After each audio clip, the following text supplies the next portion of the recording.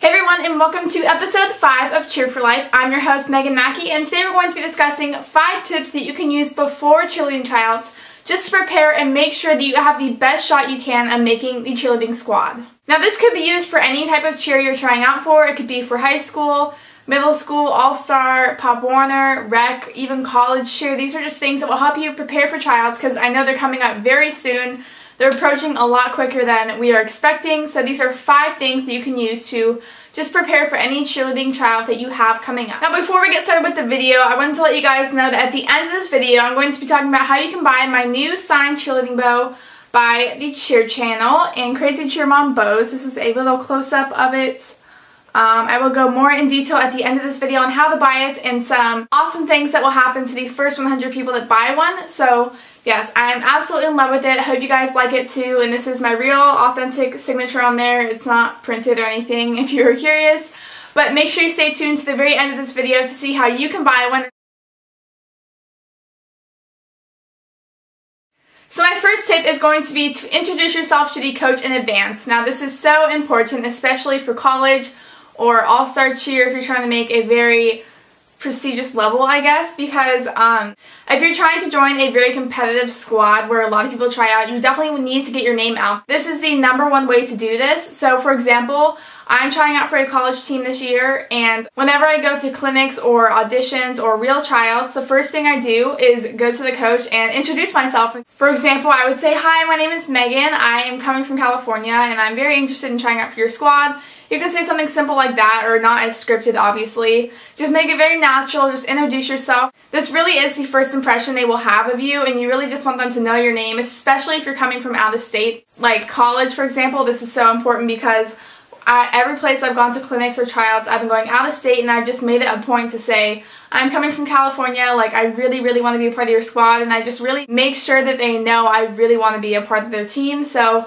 that's very vital when you are trying out for any college or all-star team, is to make sure that you get your name out there and you let them know that you really want to be on their team. My second tip is to ensure that you meet the financial and time commitments of the squad.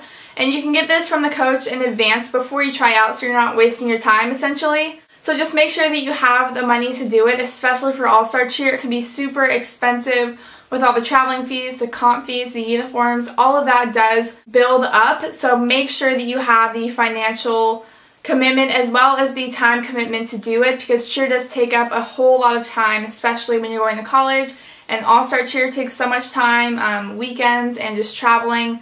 You'll be spending a lot of time at cheer, so make sure that you can meet both of those requirements. Make sure it is #1 on your list to fulfill the time commitments of the squad, because it really just shows that you want to be there. My next tip is don't wait until the last minute to physically prepare yourself for tryouts, and this could pertain to many different things. It could be stretching, is usually for flyers, getting flexible, getting your strength up, like doing lots of workouts. Also getting all the required skills you need to try out for that squad. For example, if you want to make the world's team at your gym next year, it's really important that you are trying to get your full and your jumps to tuck and your double full.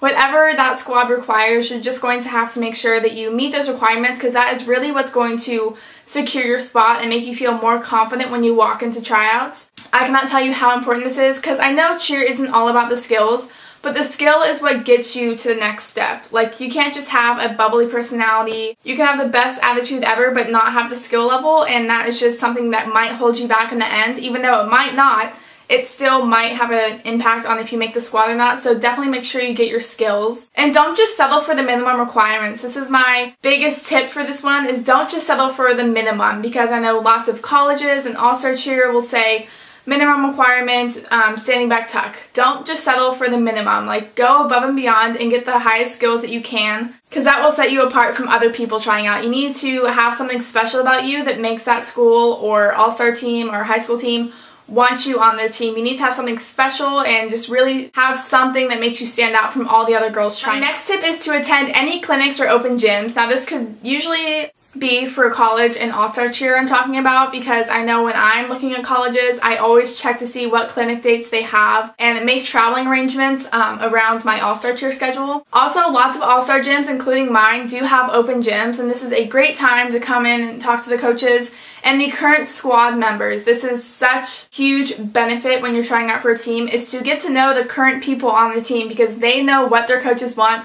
They know what they're looking for. They know what it takes to be a cheerleader on that team. So make sure you're talking to those squad members, and this pertains to any cheer squad. Talk to the people who are currently on the team because they know what the coaches want and they know what they're looking for and who they want to be on their squad. So just really make sure you utilize that time. We'll give you their honest opinion because the coaches can't always do that. So definitely make sure you talk to the current squad members because they will tell you exactly what you need and give you an honest opinion. My last tip is just to be confident, and then this could be walking into tryouts, before tryouts. You need to just build up the confidence to go in there and give it your all, because I've already been to a college cheer tryout and I really made it a point to be confident, get my name out there, and it was just the first step for me. And it's just really important to show the coach or coaches that you want to be there and you are super peppy and happy about being there and this is like really what you want to do.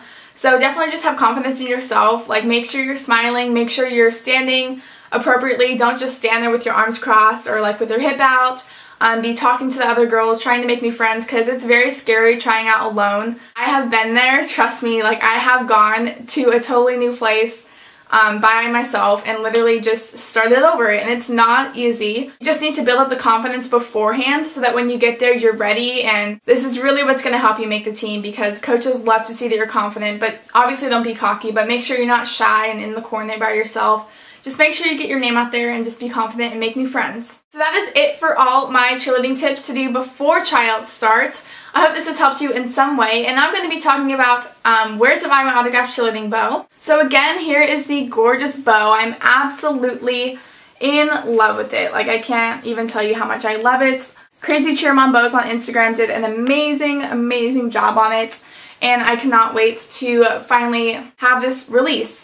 So usually the bow is $30, but the first 100 people that buy it, it's going to be $26. It's called the Cheer shopping channel, which is where you can buy it for $26. Just the first 100 people get it for $26, and then it goes up to $30. Now this is something I've never done before, but out of the first 100 people that order this, I will pick 5 random people and choose them to send an autographed picture of myself, as well as follow them on Instagram or Twitter, whichever they choose. Now this will be chosen at random, and I will be checking with Crazy Cheer Mom Bows and the Cheer shopping channel to see who has purchased theirs. So leave your name down below and your Instagram or Twitter for me to follow if I do randomly choose you to follow. So to quickly recap, all you have to do is purchase the bow and then leave a comment down below with your name and Instagram or Twitter, or both if you choose, and I will pick 5 random people after the first 100 have been sold. And those 5 random winners will also get a signed autograph picture of me sent to their house as well.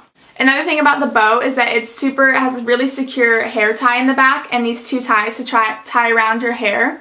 As well as the bow is like a hot pink on one side, as you can see. And then the silver side is very like holographic, like glittery kind of. And then obviously my name is on the silver tail. And yeah, I just really love it, and I love the way it turned out. I think it turned out awesome. So thank you so much, Crazy Cheer Mom Bows, for making this. Alright, so make sure you subscribe to the Cheer channel and also follow them on Facebook and Instagram and Twitter. They would greatly appreciate it.